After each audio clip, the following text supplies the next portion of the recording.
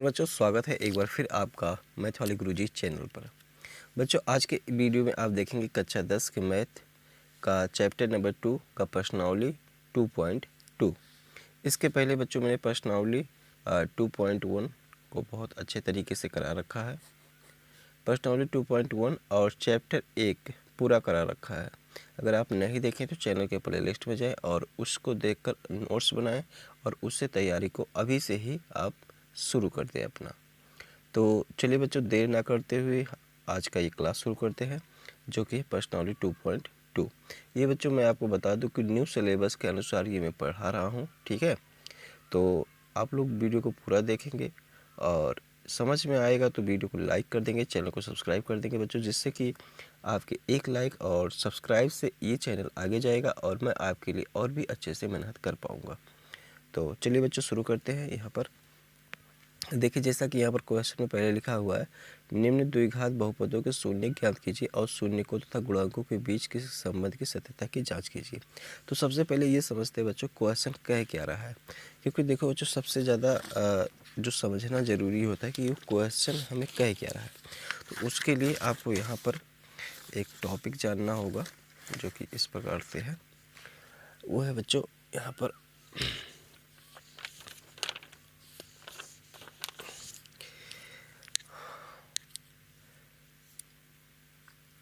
द्विघात बहुपद और पहले है द्विघात बहुपद और द्विघात बहुपद के शून्यकों और गुणांकों में संबंध ये चीज़ जानना जरूरी है बच्चों, ठीक है। अभी देखो जैसा कि आप लोग को अभी मैंने बताया था कि द्विघात बहुपद का व्यापक रूप क्या होता है बच्चों, बताओ। ax² plus bx plus c, और यहाँ पर क्या था, a does not equal to 0, अर्थात a जो हो वो 0 के बराबर नहीं होना चाहिए। ये चीज़ हमने बताया था। अब यहाँ पर देखो ये क्या है, द्विघात बहुपद है। अगर इसके शून्यक निकालेंगे तो इसके कितने शून्यक होंगे बताओ, 2 शून्यक होगा। हमने बताया था कि द्विघात बहुपद के 2 शून्यक, एक बहुपद के 1 शून्यक, त्रिघात बहुपद के 3 शून्यक। तो इसी प्रकार से यहाँ पर द्विघात बहुपद है और द्विघात बहुपद के कितने शून्यक होते हैं बच्चों, 2 शून्यक होते हैं। तो माना, ऐसे हम लिखेंगे माना शून्यक अल्फा तथा बीटा है, ठीक है, अल्फा तथा बीटा है।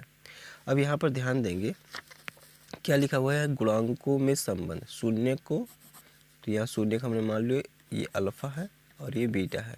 और गुणांक देखो यहाँ x² का गुणांक क्या है, x² का गुणांक बताओ बच्चों क्या है, a है ना। वैसे ही x का गुणांक क्या है, b है। वैसे ही अचर पद बताओ क्या है, अचर पद यहाँ पर बच्चों जो है वो c है कि नहीं है, ठीक है। तो ये चीज़ें हैं। अब देखो शून्यक और गुणांकों में संबंध क्या होता है, तो ये संबंध होता है बच्चों शून्यकों का योगफल,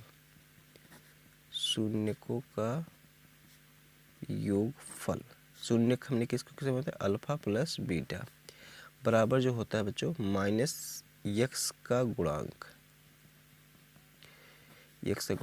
बटे x² का गुणांक, ये होता है बच्चों संबंध, ठीक है, ये संबंध होता है। अब यहाँ पर देखें माइनस तो ऐसे रहेगा x का गुणांक, तो x का गुणांक देखो यहाँ पर हमने लिख रखा है, x का गुणांक कितना है, b है, तो क्या हो जाएगा ये b, और x² का गुणांक क्या है a, ऐसे हो जाएगा।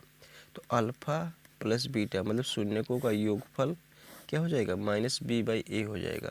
और माइनस ये b है क्या बच्चों, x का गुणांक है, और a क्या है, x² का गुणांक है, तो ये हो जाता है, ठीक है।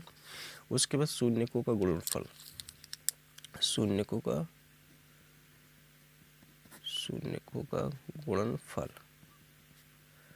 गुणनफल ये अल्फ़ा बीटा दोनों का गुणा कर लिया, तो ये क्या होता है बच्चों, ये होता है अचर पद। यहाँ पर ये अचर पद है और बट्टी क्या होता है, एक्स स्क्वायर का गुणांक। ठीक है, ये होता है। देखो अचर पद यहाँ पर क्या है बच्चे, अचर पद सी है और एक्स स्क्वायर गुणांक के है ए है, तो इसलिए यहाँ पर जो संबंध हो जाता है अल्फ़ा बीटा इक्वल टू क्या हो जाता है, सी बाई ए हो जाता है। तो ये संबंध है बच्चों गुणांकों, द्विघात बहुपद के शून्यकों के गुणांकों, शून्यकों और गुणांकों के बीच ये संबंध है। ये बच्चों प्रश्नावली 2.2 है और प्रश्नावली 2.2 के सभी क्वेश्चन बच्चों एग्जाम की दृष्टि से इम्पॉर्टेंट है, आते ही आते हैं, कन्फर्म है, समझ लीजिए। ठीक है, तो इसको अच्छे से तैयार कर लेना है और अच्छे से समझ लेना है।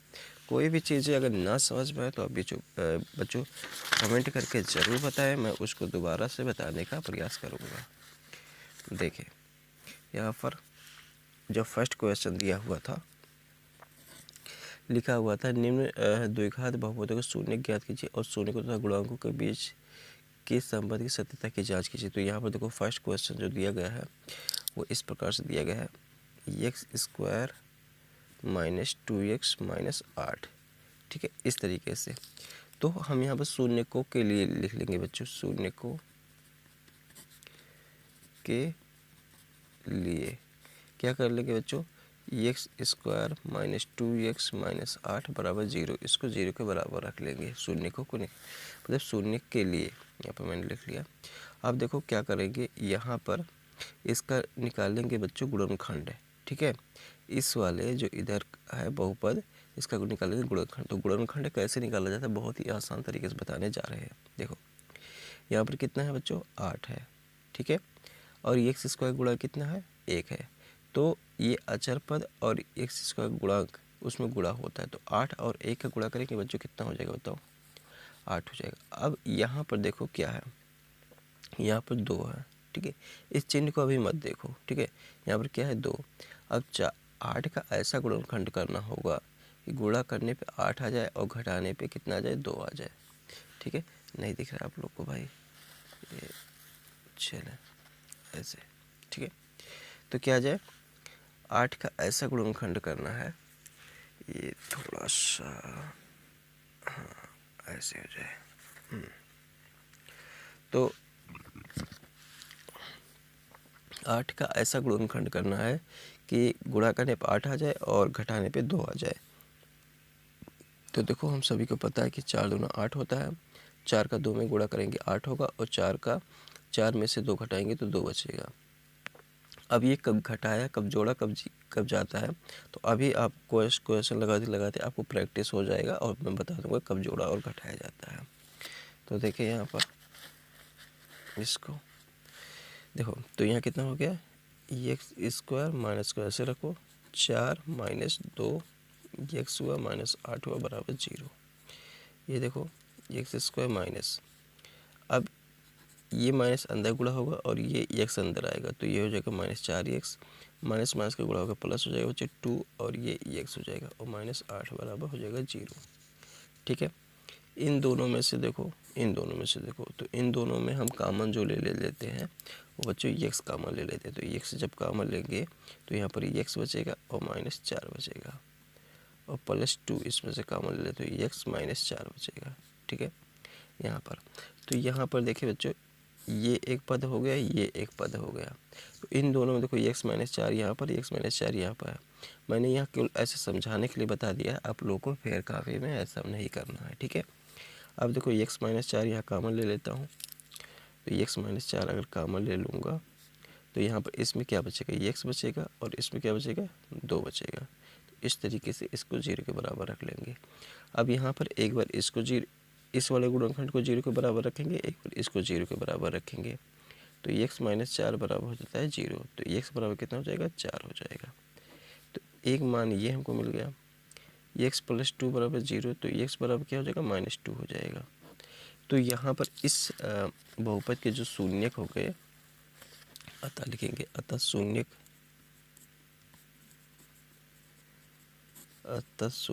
क्रमशः 4 तथा -2 है। ठीक है। ऐसे हो जाएगा। ठीक, और यहाँ पर एक चीज़ लिख सकते हैं, यहाँ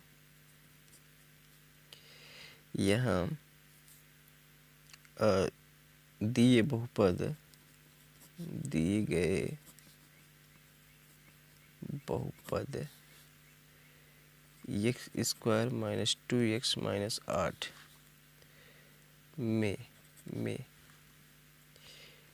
एक्स स्क्वायर का गुणांक ऐसे लिख लेंगे, एक्स स्क्वायर गुणांक कितना है, 1 है। इसके बाद एक्स का गुणांक कितना है, एक्स का गुणांक माइनस 2 है। अचर पद कितना है, माइनस 8 है। ठीक है, ऐसे हो जाएगा। अब देखो ये चीज़ें दिया हुआ है, अब हमें यहाँ पर शून्य को तथा गुणांकों की भी सत्यता की जांच करनी है। तो ऐसे लिखेंगे हेडिंग, शून्य को तथा गुणांकों के बीच सत्यता की जांच, ऐसे कर देंगे। ठीक है, तो यहाँ पे लिखेंगे शून्यकों का योगफल, शून्यकों का योगफल क्या होता है बच्चों, alpha plus beta equal to क्या होता है, माइनस एक्स का गुणांक, माइनस एक्स का गुणांक और बटे एक्स स्क्वायर का गुणांक, ये होता है। ठीक है, तो देखो यहाँ पर शून्य क्या निकाला था हमने, 4 और माइनस 2, तो इन दोनों को जोड़ो तो 4 प्लस माइनस 2 ऐसे हो गया। और यहाँ देखो माइनस को ऐसे रखो, एक्स का गुणांक कितना है बताओ, यहाँ पर देखो माइनस 2 है और एक्स का गुणांक 1 है, तो यहाँ पर बटे में 1 लिख देंगे। अब यहाँ पर देखो क्या हो जाएगा बच्चों, देखो 4 या प्लस माइनस माइनस हो जाएगा, तो 4 में से 2 घटाएंगे क्या हो जाएगा, 2 हो जाएगा बराबर। ये देखो माइनस अंदर गुणा होगा जो हो जाएगा, कितना हो जाएगा, 2 हो जाएगा, और बटे में 1 रहता है तो उसको छोड़ देते हैं।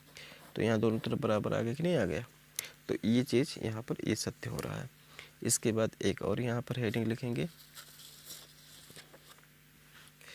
यहीं पर इसको आप लोग ध्यान नहीं देंगे बच्चों, ये ठीक है, यहाँ लिखेंगे शून्यकों का गुणनफल,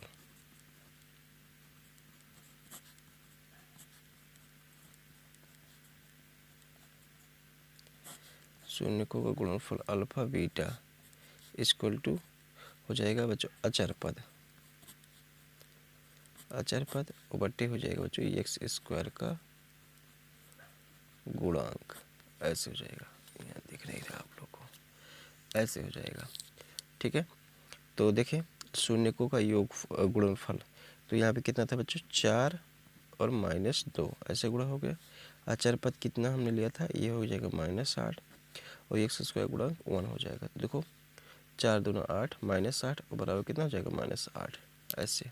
ठीक है, तो ये हो जाएगा ऐसे। ठीक है, तो यहाँ पर ये आंसर लिख देंगे। तो तुमको ये शून्यकों का गुणनफल और शून्यकों का योगफल इतना करके दिखाना है। ठीक है, अगला क्वेश्चन पढ़ते हैं। देखिए दूसरा क्वेश्चन दिया गया है यहाँ पर, कुछ इस प्रकार से है, 4s square minus 4s plus 1। ठीक है, तो इसके शून्य सबसे पहले निकाल लेते हैं, लिखेंगे शून्यकों के लिए, शून्यकों के लिए इसको क्या कर देंगे, 0 के बराबर रख देंगे, माइनस 4x प्लस 1 बराबर हो जाएगा 0। अब देखो अचर पद कितना है, यहाँ ऐसे लिख लेता हूँ पहले, यहाँ। अब यहाँ पर चर जो है वो x नहीं है, यहाँ पर यस है। ठीक है, तो यहाँ पर हम लिख देंगे कि यस, यहाँ यस स्क्वायर का गुणांक बराबर हो जाएगा 4, यस का गुणांक हो जाएगा माइनस 4 और अचर पद हो जाएगा 1। ठीक है, ऐसे। अब देखो यहाँ पर लिखेंगे शून्यकों के लिए लिख लिया, तो अब इसका जो है 4s square minus 4s plus 1 बराबर 0, ये यहाँ पर क्या है, 1 है, यहाँ पर 4 है। 1 और 4 का गुणा करेंगे कितना हो जाएगा बच्चों, 4 ही हो जाएगा। अब 4 का ऐसा गुणनखंड करना है कि जोड़ने पे 4 आवे। पिछली बार देखो मैंने क्या कहा था, घटाने पे आवे ना, आपके पास जोड़ने पे। ऐसा कब होगा, देखो जब इसका अचर पद का गुणा और इसका एस स्क्वायर का गुणा या ये एक्स स्क्वायर का गुणा जब प्लस में आएगा, पॉजिटिव आएगा, तो यहाँ पर क्या करना होगा, जोड़ना होगा, जोड़ के लाना होगा। जब इसका गुणा, जैसे इसके आगे नेगेटिव है, यहाँ प्लस है, तो ये माइनस में आएगा, तो माइनस में आएगा तो क्या होगा, इसको घटा करके लाना होगा, ये वाला मध्य पद। ठीक है, तो इसको देखो, अब ये 4s स्क्वायर हो जाएगा। हाँ, तो 4 हुआ तो 2 दूना 4 होता है ना बच्चे, तो 2 में 2 जोड़ेंगे 4 हो जाएगा। तो मैं देखो यहाँ पर 2 + 2 ऐसे कर लेंगे। ठीक है, और ये इसको ऐसे रखेंगे, +1 = 0 ऐसे हो जाएगा। ठीक है, अब अगला स्टेप देखो क्या होगा, तो 4s स्क्वायर -2s और +1 हो जाएगा बराबर 0 ऐसे। इन दोनों में 2s का मान ले लेंगे, तो 2 दूना 4, 2s - 1, इसमें -1 का मान ले लेंगे, तो 2s - 1 हो जाएगा बराबर 0। अब देखो 2s - 1 एंड 2s - 1 बराबर हो जाएगा 0। ठीक है, शून्य के लिए क्या कर लेंगे बच्चों, शून्य इसको क्या करेंगे, एक बार 0 के बराबर रखेंगे इसको, एक बार इसको 0 के बराबर रखेंगे, तो 2s - 1 बराबर 0। तो 2s बराबर क्या हो जाएगा 1 और s बराबर हो जाएगा 1/2 हो जाएगा। ठीक है, इसमें भी वही काम कर लेंगे, 2s - 1 बराबर 0, तो 2s बराबर 1 और s बराबर 1/2 हो जाएगा, ऐसा हो जाएगा। ठीक है, तो शून्य के यहाँ पर देखो, दोनों शून्य क्या हो गए, बराबर बराबर शून्य मिले हुए हैं, अर्थात s बराबर 1/2 मिला हुआ है। ठीक है, तो अब हम यहाँ पर लिखेंगे शून्य को तथा गुणांकों के बीच सत्यता की जांच। शून्य को तथा गुणांकों के बीच सत्यता की जांच। ये बच्चों हेडिंग बना के लिख लेना ऐसे। उसके बाद फिर यहाँ पर लिखना शून्यकों का योगफल। ठीक है, यहाँ पर फिर लिखेंगे शून्यकों का योगफल।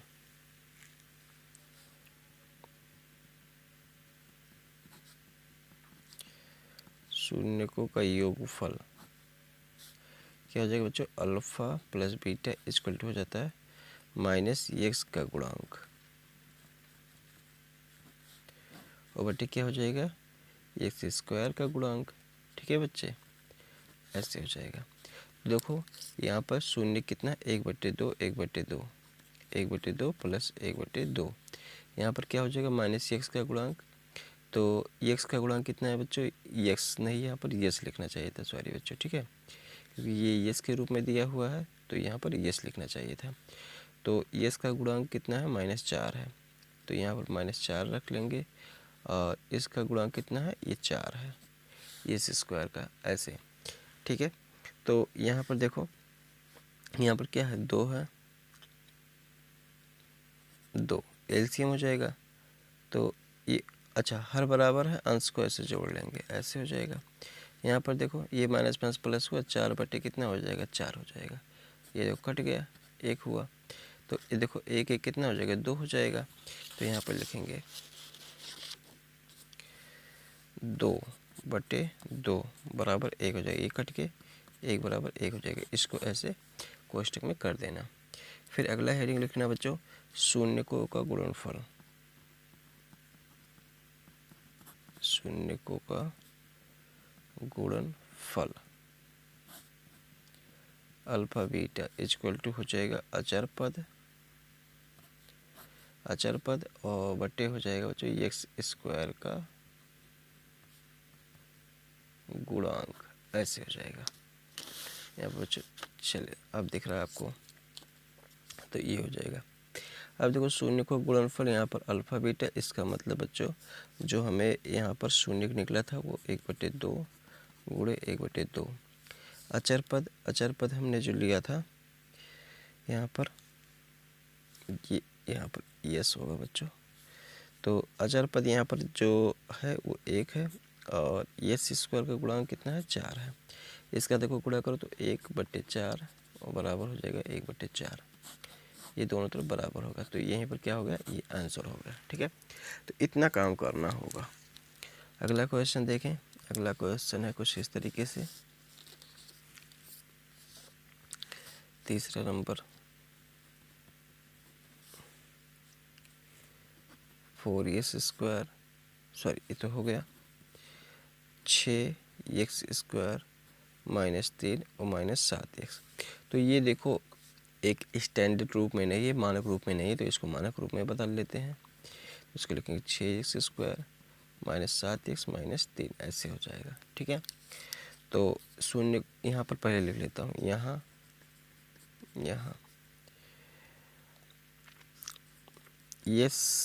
x² का गुणांक बराबर 6, x का गुणांक हो जाएगा बच्चों -7, अचर पद हो जाएगा -3। ठीक है, आगे देखें। तो अब यहाँ पर मैं लिखूँगा शून्य के लिए,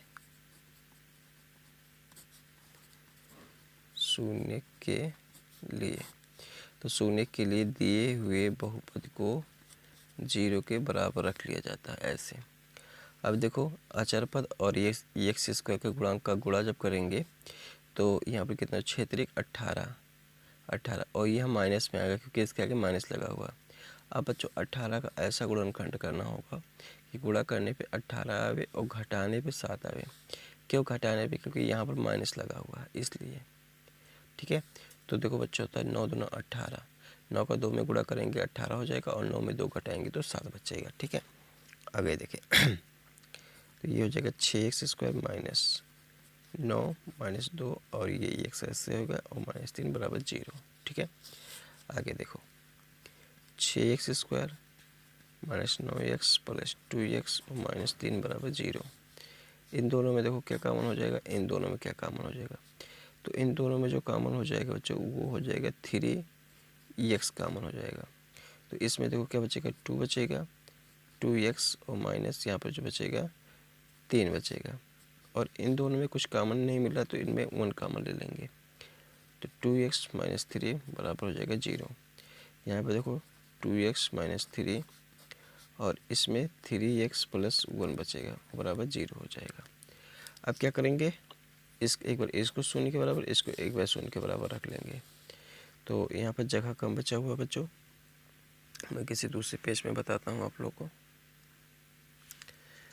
तो देखो यहाँ पर क्या हो जाएगा, ये 2x - 3 बराबर 0 और तो 2x बराबर हो जाएगा 3 और x बराबर क्या हो जाएगा बच्चों 3/2 हो जाएगा। x का मान ये निकल गया। फिर आगे देखेंगे 3x + 1 बराबर 0, तो 3x बराबर कितना हो जाएगा -1 हो जाएगा। x बराबर कितना हो जाएगा -1/3 हो जाएगा। तो x का मान कितना आ गया, इतना आ गया, -1/3 हो गया। तो यहाँ पर शून्य कितना हो गया, अतः शून्य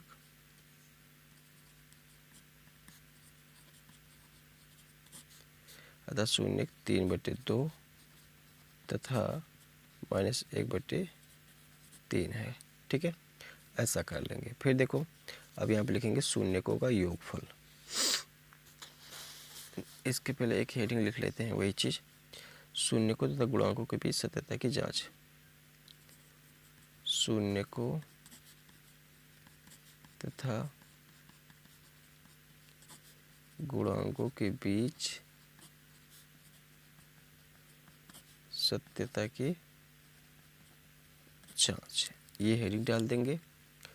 उसके बाद यहाँ पर इसको लिखेंगे शून्यकों का योगफल alpha plus beta equal to क्या हो जाएगा बच्चों, माइनस जो है x का गुणांक और बट्टे जो हो जाएगा वो हो जाएगा x² का गुणांक, ऐसे हो जाएगा। तो यहाँ पर देखो x का गुणांक क्या था, यहाँ पर मैंने लिया था 7, -7, तो ये माइनस तो रहेगा, ये -7 ऐसे लिखेंगे और बटे जो है वो 6 लिख लेंगे। इधर देखो कितना हो जाएगा, 7/6 हो जाएगा। और यहाँ पर देखो इसको इधर जब जोड़ेंगे, यहाँ 3/2 और प्लस ऐसे हो जाएगा, -1/3 हो जाएगा। अब देखें 2 और 3 का एलसीएम जब लेंगे तो कितना हो जाएगा बच्चों, 6 हो जाएगा। और ये प्लस माइनस माइनस होगा, 3/2 और माइनस कितना हो जाएगा, 1 बच्चों हो जाएगा, यहाँ पर 3 हो जाएगा। 2 और 3 का एलसीएम 3 हो जाएगा, ठीक है। 2 और 3 का एलसीएम 6 हो जाएगा। तो यहाँ पर थोड़ा सा जगह कम है बच्चों, तो मैं इसको यहाँ बताता हूँ, ठीक है। तो यहाँ एलसीएम 6 हो जाएगा और ये यहाँ पर देखो, तो यहाँ पर कितने से गुणा होगा, 2 3 6, 3 से गुणा, 3 3 9 हो जाएगा और माइनस इसमें 2 से गुणा होगा तो ये 2 हो जाएगा और बराबर यहाँ पर 7/6। 9 में से 2 घटाएंगे 7/6 और 7/6, ये दोनों तरफ क्या होगा बच्चों, बराबर हो गया। तो ये चीज़ें हो गई यहाँ पर। अभी अभी अभी एक और हेडिंग लिखेंगे, शून्यकों का गुणनफल। शून्यकों का बच्चों गुणनफल लिखेंगे। गुणनफल अल्फा बीटा इक्वल टू हो जाता है अचर पद और बट्टे हो जाता है एक्स स्क्वायर का गुणांक। तो अल्फा बीटा यहाँ पर कितना हो जाएगा बच्चों, 3/2 और गुणा जो हो जाएगा -1/3। अचर पद यहाँ पर कितना है, अचर पद जो हमने माना था बच्चों वो -3 और एक्स स्क्वायर गुणांक 6 हो जाएगा, ठीक है। तो ये 3 3 3 और 6, तो -1/2 हो गया। अब देखें ये 3 3 कट जाएगा और -1/2 आ जाएगा। तो दोनों तरफ क्या आ जा रहा है, बराबर आ जा रहा है, ठीक है बच्चे। इस तरीके से ये आंसर हो जाएगा, ठीक है बच्चों। तो देखो बच्चों यहाँ पर वीडियो थोड़ा सा लंबा हो जा रहा है, ठीक है। तो इसमें मैं जो है यहाँ पर देखो 3 क्वेश्चन तक करवाया था बच्चों।